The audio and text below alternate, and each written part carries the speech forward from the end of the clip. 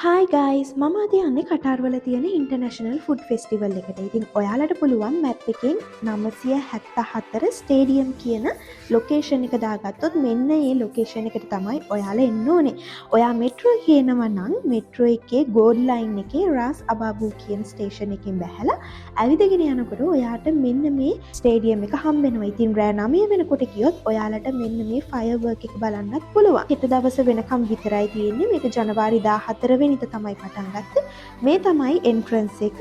Entrance එකෙන් ඇතුළට ගියාම මෙන්න මේ විදිහට අපිට බලා ගන්න පුළුවන්. මේ ෆුඩ් ෆෙස්ටිවල් එකේ විශේෂත්වය තමයි හැම රටකින්ම යාළගේ ස්ටෝල්ස් දාලා තියෙනවා. ඊට පස්සේ ඔන්න මම ගියා මෙතන තියෙනවා ෆ්‍රී ප්ලේ කරන්න පුළුවන් ගේම් එකක්. මම ගියා ඒක ප්ලේ කරන්න. ප්‍රයිසස් ගත්තොත් ඇත්තටම නෝමල් ප්‍රයිසස් තියෙන්නේ. සමහර ස්ටෝල්ස් වල කෑම ටිකක් එක්ස්පෙන්සිව්. මම සුෂි try කරා සහ මම පානිපූරි තමයි try කරේ.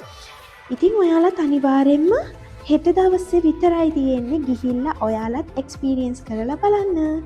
බයි බයි.